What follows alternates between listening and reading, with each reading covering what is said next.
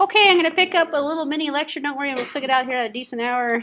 And we're going to pick up on lecture 17 on slide 17. So I was talking about cloud computing. So for those of you who may not have been here last time, the concept is an overview, and it's on the utility slash functionality slash purpose, not on the technology. You want to take a technology course, learn how to configure. There's a lot of open source utilities out there actually, and there's a lot of software and hardware platforms that fall into the cloud computing concept. But the term used to describe networking places over the internet.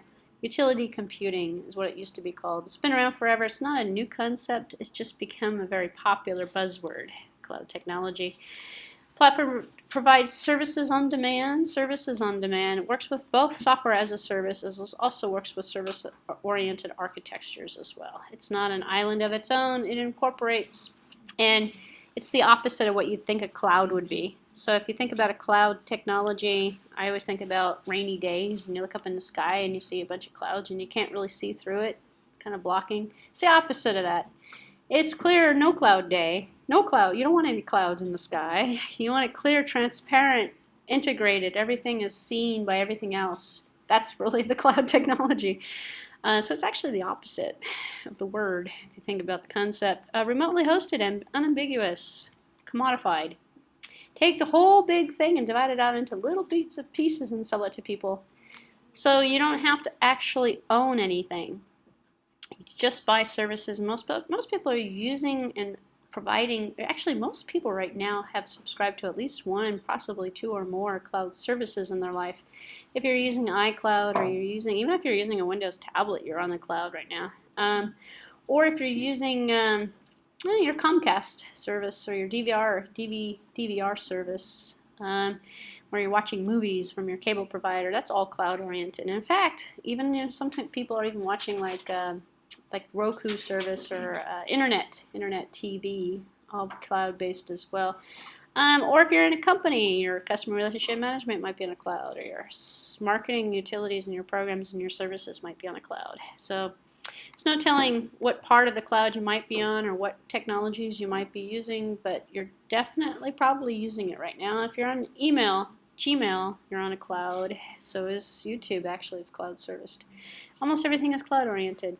We have different cloud computing layers. I mentioned before, you don't have to be an expert on all of the layers, but knowing that there's a storage, server, application, and then we have application service, so software as a service kind of concept up there as well.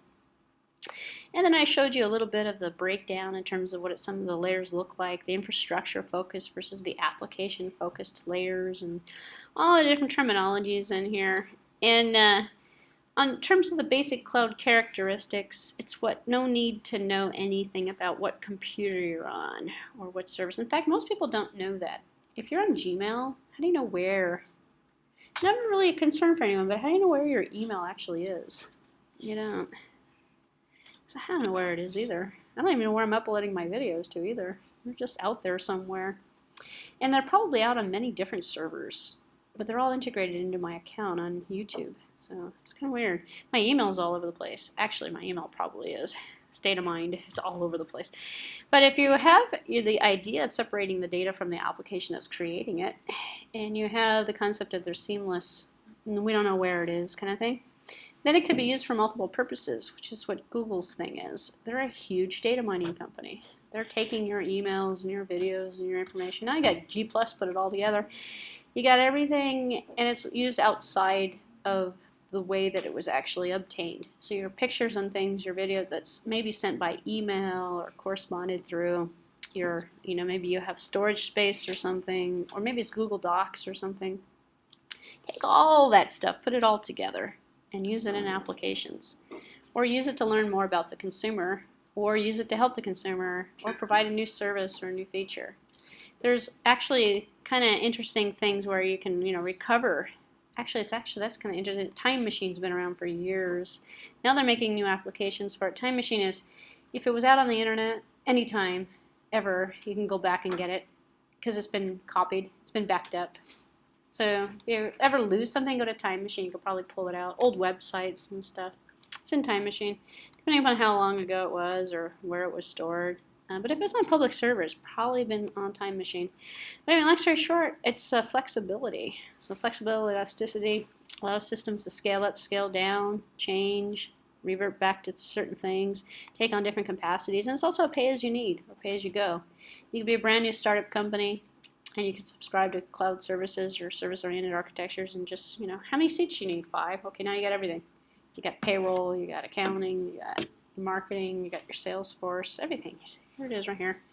Just sign up for it, pay a big bill at the end of the month, which is kind of like the concept of what Microsoft's doing with the Microsoft 360. $99 a year. You don't buy Office anymore. If you haven't figured this out yet, don't get rid of your Office unless you want to pay $99 a month. Or use Open. I don't use Microsoft Office because I'm anti-Microsoft, and I don't mean that in a negative way. I just don't prefer the operating system. But long story short, I don't use Microsoft Office. I've gotten around my entire academic career without using Microsoft Office. Now, I have PowerPoints and I have Word files and I can read and write them, no problem. I just don't use Office.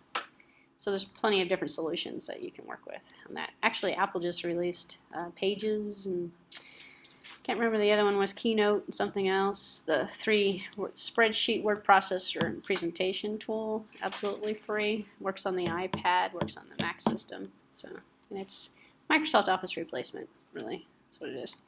But long story short, it's software in the old days that you installed on your computer.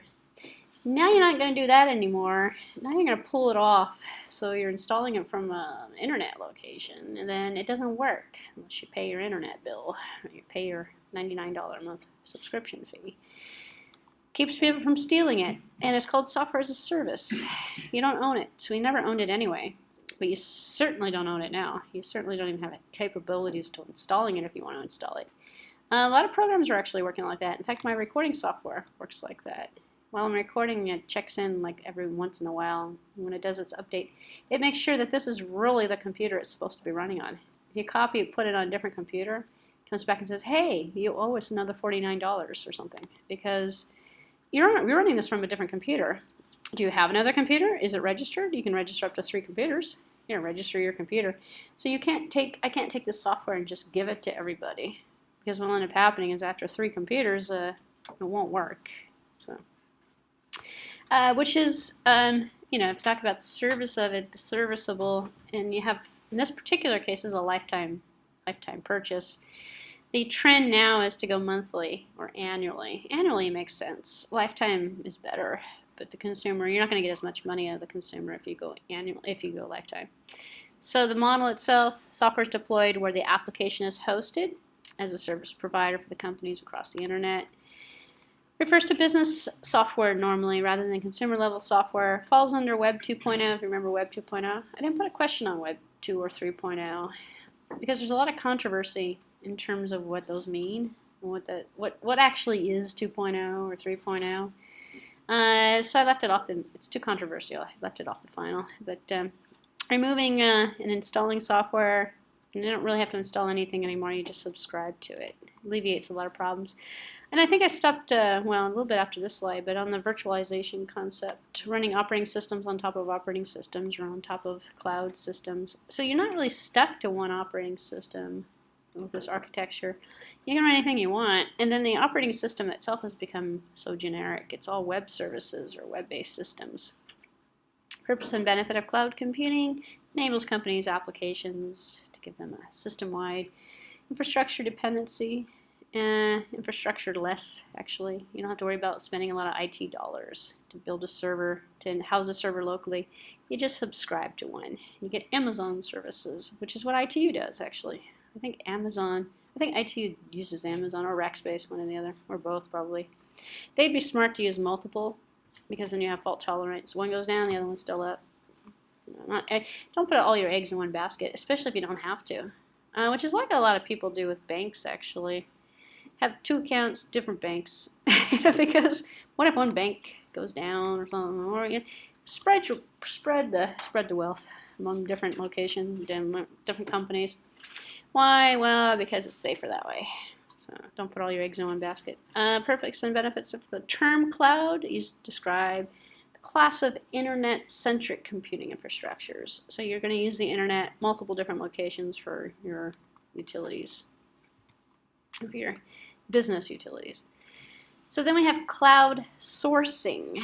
Different concept. It's like crowd. You guys heard of crowdsourcing. We have cloud sourcing too. So it might become a big deal. High scale, low cost providers. We just source it out. You need payroll. Here, source it out. Actually, there's a couple good companies, and I think IT is switching over to one of them soon.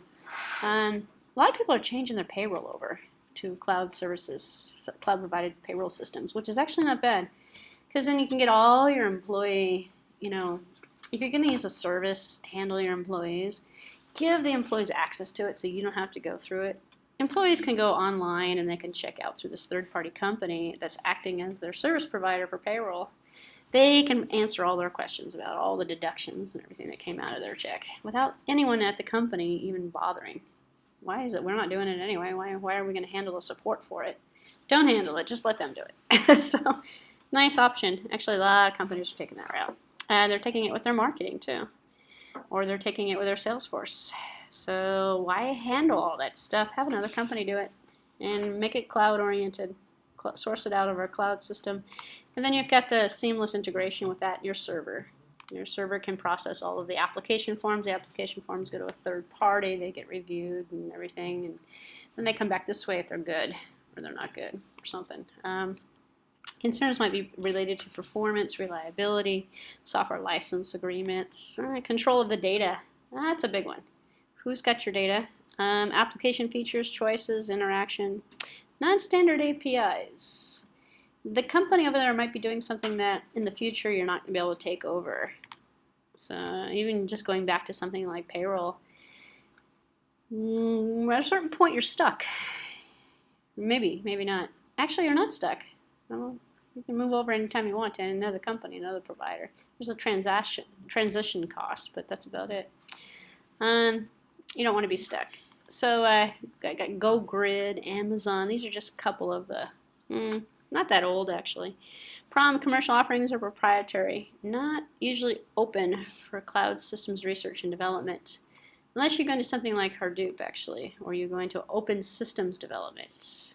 If you do that route, you got a lot of potential for growth.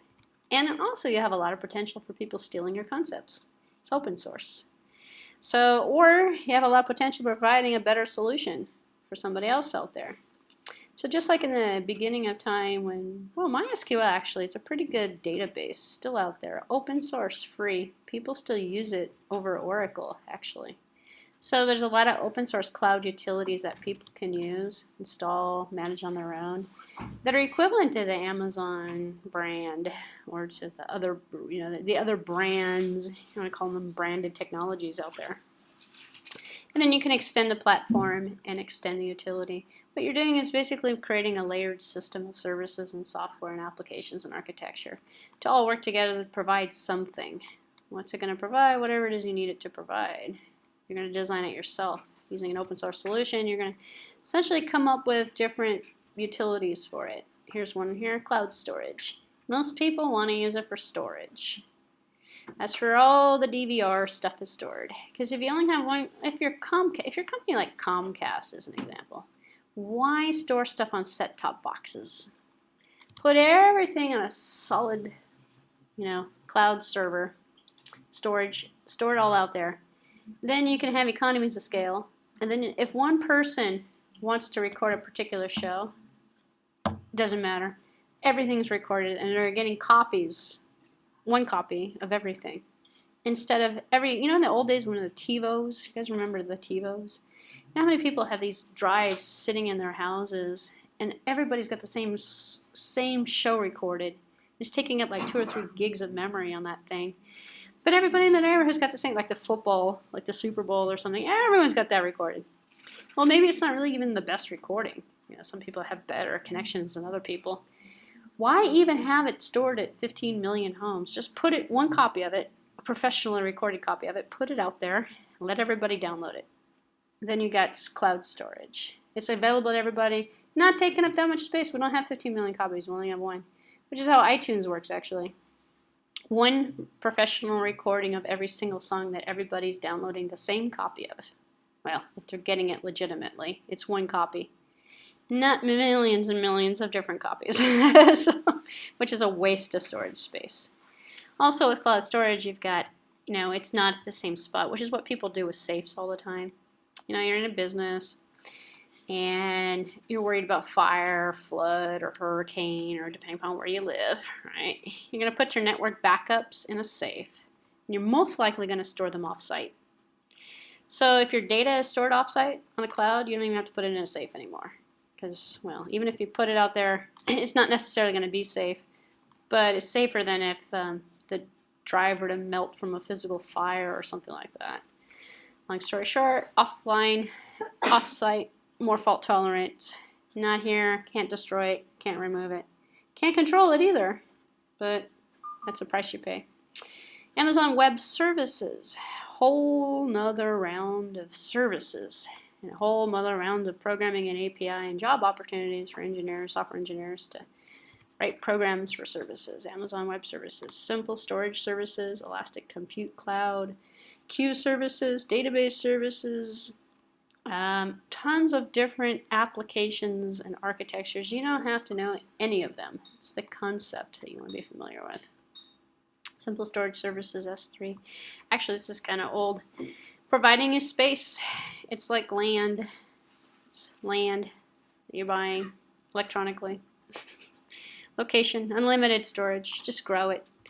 Why? Because you can't stick it on a single server anyway, so why spend the money to buy the servers, put it on somebody else's server? An image that spans over 5 servers, 10 servers. Imagine how Google works. Very similar to this, actually. Unlimited space. You know how many people go to www.google.com? Not all go into one server. They go into farms of servers, located all over the world. So how do you know where you're going? You don't know where you're going. You're going to this space area. It's utility computing. Well, it's space, storage space, but utility computing started back in 2006. Amazon Elastic Compute Cloud was part of the beginning of it. Amazon is pretty well known because they've been around from the beginning. So you're buying space, you're buying services, you're buying connectivity for the most part too. Everyone buys connectivity. Everyone pays an ISP to get connected to the internet. So why not pay for other stuff too if you're a company?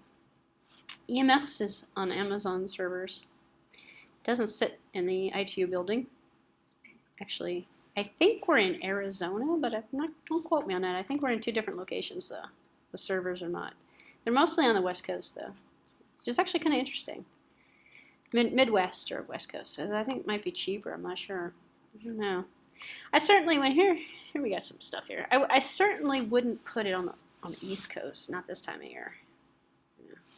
You're probably going to lose their power if they haven't lost their power yet. And here you are in California, and your server goes down because they lost their power and the battery didn't last for more than a day and a half, and they're out for. This actually happened last year. Rackspace had servers on the East Coast. Closed it down. It was outside of New Jersey, actually. Went down for a week and a half. People in California, well, what are you talking about bad weather? We got some good weather. No, you don't understand. It's snowed in. It's a power failure for almost a week and a half. They lost so much business that way because of the location. It's like, why put them there? Stick them on the West Coast is popular, actually, for servers. Midwest, West Coast. It's because, Midwest is cheap. Cheap real estate, cheap electricity. West Coast has got really the best weather, so you don't want it to have power failures. We only have 1 month of bad weather here. It's January. That's about it. So if you make it through January, you're good. Here's some Hadoop framework. You guys are familiar with this probably. If you've taken a class in cloud computing, this is generally the framework they show you. It's Java framework. So it's definitely open source, definitely available, easier, one of the easiest ones to work with. Usually you're beginning cloud, if you're a software engineering student, this is what you'll be studying if you're taking a cloud computing course of some sort. And I highly recommend actually, if you're looking for you're an engineering management student looking for a nice class to take in the future term. I don't know how often we offer cloud computing, but this is not a bad area to study as an elective course for the program. It's easy. It's not hard. It's not what I'd call a technically difficult course. But it's definitely educational. terms of understanding. And all you have to do is have some familiarity with the vocabulary and some understanding to go research on your own and to learn more on your own. It sounds better at interviews if you're familiar with some of these technologies. If you have never heard the words before, you're going to be like, I don't know what you're talking about. If you take a basic cloud computing course, you might actually be able to survive an interview, perhaps. I don't know. See what happens with that. Opportunities and challenges. Use of service, number of opportunities, enabled services without having to understand the infrastructure. That's what I'm trying to say. A lot of terminology, a lot of concepts. You don't have to understand anything. You don't have to know anything about how it's implemented. And unless you want to write the stuff yourself, then you're a programmer. You're not a software engineer. You're a computer science person, probably. Cloud computing works in economies of scale, yada yada, data and services. All right, so the rest of this lecture is going under advantages of cost computing, opportunities and challenges, of cloud computing, improved performance, reduced software costs. For the longest part, this lecture is sort of a sales pitch from this part forward, telling you why you want to do this and why you're going to go into this. If you have an interest in cloud computing, I would read through the rest of this lecture, actually, and it would be nice preparation. You can actually get through that final exam question with everything I've given you so far. But if you want to go in, we got the advantages, the disadvantages, slow. Yeah, there's a lot of pros and cons. Different types of system. The future is worth looking at. Activities loosely grouped together under cloud computing. Everything right now I can tell you is labeled cloud. It's like everything that was labeled user-friendly in the past. Or let's say tablet. The word tablet's overused. All computers are tablets now. It's like, what's the difference between a tablet and a notebook computer right now if you buy a brand new one? They're hybrids. You pull the keyboard off, you get a tablet. I mean, especially if you're doing the Windows thing. Mac will never do that. But Microsoft has totally gone the tablet route for everything. Everything is, well, I shouldn't say everything. Your cheaper, older computers are not tablets yet. But now if you just go into Fry's if you're bored, if you haven't been there lately, good majority of those notebooks are hybrid tablets. They're tablets with keyboards attached to them that detach quite easily. So the world's going tablet. Well, the world has gone cloud, past tense. So that's the relationship. Everything is a cloud right now. You can't, unless you're going back to the Stone Age, you're not going to install a Sun server at your company. Not going to work. So what happens is server jobs. They study cloud computing because they're not going to have a job. The network service provider, the network tech, they're going to do local desktop support. They're going to do managing of third-party providers, but you're not going to have as many of them. The jobs in network management, maintaining a Novell network or a Cisco equipment. A little bit of jobs in it, not so much. Everything is cloud. So if you think that way, then you just take cloud classes if you want to get into network computing. Not to say that there's no jobs in network computing. There is, but it's not mainstream anymore. So grid computing. Good area of grid computing, which is a subset of cloud computing. Concerns with mainstream adoption of cloud computing has caused many problems for users. I'd say this lecture is about 3 years old. That was true about 3 years ago. Not so many concerns anymore because people's expectations of privacy has diminished. I think Google helped us with that. But before, I'd say about 5 years ago, people were concerned about their data and the security of the cloud. And then there was a lot of research and a lot of development, a lot of hype in making it more secure. And then people had pretty much just thrown their hands up and said, it's not secure. There's no expectation of it being secure. Use it, like it, or don't use it at all. And you have no other choice. So use it and give up your privacy. So you can try to protect it. I'm not saying it's an all or nothing. But that hype of people having problems with it and staying away from it, not so much once they were able to give up their privacy concerns. What I mean by privacy concerns, companies have problems controlling their data and access to the data because they don't have any control over it. It's not within their possession. It's on somebody else's server. It's on somebody else's cloud. And whose cloud is that? Well, it's managed by many different people with many different other people sharing the same server. So we have concerns with who's looking at my data, stuff like that. So there's ways of safeguarding it, but data is available. So. And there's also some brand new cloud security techniques. It's a very growing area for research. There's still a lot of dissertations and a lot of master's theses being done in cloud security because it's a huge area of concern. It has not been solved yet. So whenever worries are grounded or not has yet to be seen, it has been seen. The worries are grounded. The concern is no longer a problem. It's like they just give it up. Just give up the, yeah, we know it's not secure, no problem. Well, you guys all use Gmail. You know that's not secure. Some people are just in denial. But no, it's not secure. So yeah, do you care? No, it's free. I don't care. I use YouTube all the time too. That's not very secure, but I don't care. It's okay. Actually, I know that everybody looks at everything on there because there's automatic robot things that go through and check your videos to make sure that, well, it tags it, which is nice for search engines, but it also checks the content because they don't like you to put up stuff that belongs to somebody else, so they'll flag your account. And how are you going to do that? Well, they data mine your videos to see what's in there. And sometimes if there's snow or something and there's noise in there that's wrong, that matches with something else, the filter makes mistakes actually. It comes back and says, hey, you have proprietary information in here. What?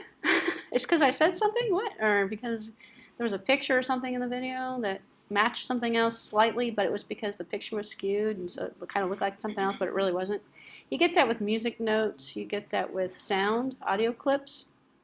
Where I don't have music in there's no music in any of my YouTube videos, yet I get cited occasionally for sounding like some Ocean CD track. I think it's like my mouse or my hand or something, there's feedback. So sometimes there's an underlying track that goes shh. And apparently there's a guy out there who does motivational, relaxing tapes that go shh. And I'm somehow copying him or her. And then I reply back and go, what are you talking about? There's no music in here. And then a human looks at it and goes, oh, this is on software engineering videos, computer science videos. What are you talking about? I'd like to think that my voice was relaxing and that my videos were soothing to the soul. Perhaps they are. On that note, this is our final lecture. So.